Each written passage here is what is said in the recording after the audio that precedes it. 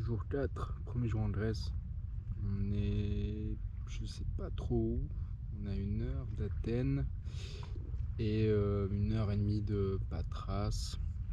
On est dans un lieu de camping sauvage euh, qui est pas trop connu, enfin pas trop des campeurs.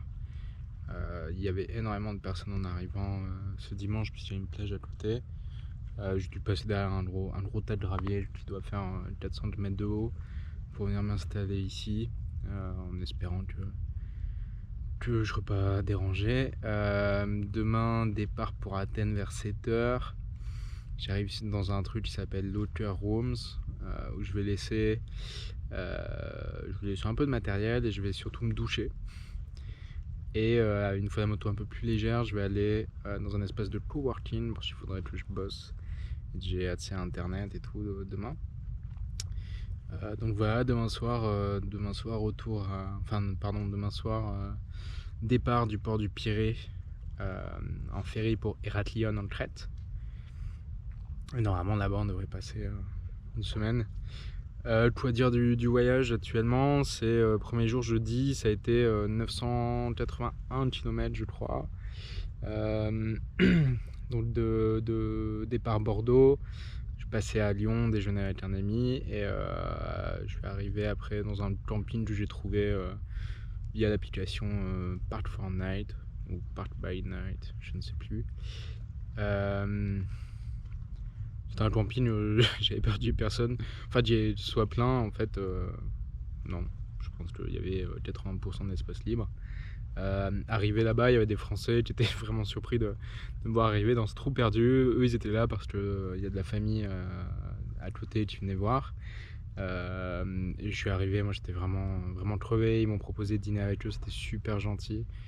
Mais j'étais vraiment trop crevé. J'ai mis ma tente, j'ai mangé une ration de je sais plus, porc à la nette, je crois. C'était pas bon. On aurait dit du vomi. Enfin, on aurait dit de vous ravaler votre vomi. C'était pas super cool, tu vois. Vendredi, qu'est-ce que j'ai fait? Vendredi, je suis parti de ce camping, je suis passé à Parme. Passé à Parme très rapidement, en plus pour déjeuner, manger une vraie pizza italienne. Et après, j'ai continué, j'étais un petit camping qui était en bord de falaise. En bord de falaise, en bord de plage, plus ou moins en hauteur. Qui était vraiment génial. Je suis arrivé, il n'y avait plus de place. Le mec était un motard, donc bon, ils m'ont trouvé une place. En plus, ils m'ont fait payer moins cher que ce que j'aurais dû payer. Donc, non, vraiment cool. Il y a un truc que je réalise, c'est que j'ai de plus en plus peur du poids de la moto.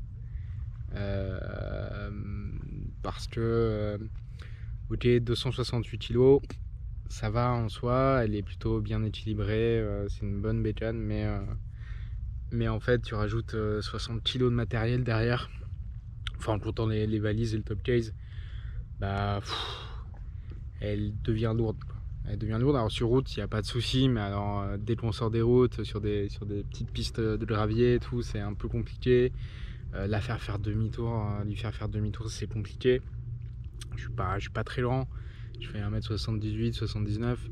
Donc même quand elle est sur la béquille, si elle est un peu trop sur la béquille, bah, je peux pas la faire revenir à droite. Enfin, je galère. Bon, du coup, je commence à apprendre à faire attention où est-ce que je pose la béquille, où est-ce que je pose la moto. C'est fatigant. C'est vraiment fatigant.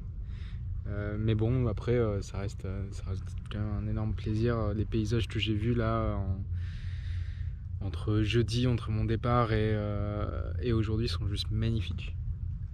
C'est juste magnifique.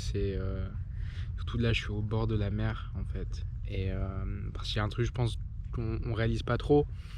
Mais en plus du poids de la moto, j'ai quand même des bottes, des Alpinestar Tech 7, Tech 7 pardon, qui sont grosses, qui sont lourdes, qui puent maintenant. J'ai un pantalon de moto Revit 103, pareil pour le blouson Revit 103, donc vous rajoutez, je sais pas, quand même un peu de poids. Et surtout en fait sur la route il fait entre 36 et 38 degrés. Que ce soit en Italie comme là en Grèce, il fait entre 36 et 38 degrés. Donc vous imaginez que vous êtes en plein soleil avec de l'eau chaste, vous transpirez en fait, vous passez votre vie à transpirer. Donc là d'être au bord de l'eau, c'est cool, ça fait du bien, ça rafraîchit, c'est agréable. Hier soir aussi c'était pas mal là où j'étais en Italie, mais là c'est mieux puis il n'y a personne, il n'y a vraiment personne. Je pense même que les poissons risquent de m'en vouloir pour tapage nocturne, je vous parle fort. Quoique, ouais, il va être 22h. 22h, alors on a 1 heure de décalage par rapport à la France. Voilà, mais ça tombe bien parce que moi je vais pas tarder à me coucher. Parce que j'aimerais bien me réveiller vers 6h du matin. Et puis voilà, et puis partir. Sinon, ouais, c'est du kiff, c'est assez marrant. On rencontre des gens un peu partout.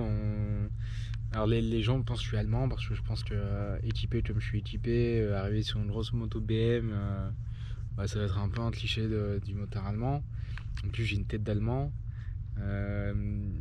Alors quand ils voient ma plaque français, bah, c'est bon, c'est marrant, mais ouais, les gens sont plutôt gentils, fait d'être motard sous la chaleur, etc. Je pense qu'ils comprennent aussi.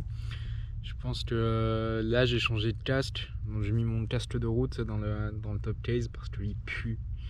Il pue, il faut que je trouve un moyen de laver les mousses et de le sécher, mais enfin déjà il faudrait que je vois où est-ce qu'il en est en termes d'odeur. Je trouve là le casque de cross, c'était quand même plus agréable parce que beaucoup plus d'air. Par contre du coup un peu moins agréable. Je tiens, le petit joint arrive. Mais en espérant que non, bon, ça doit aller. Donc ouais.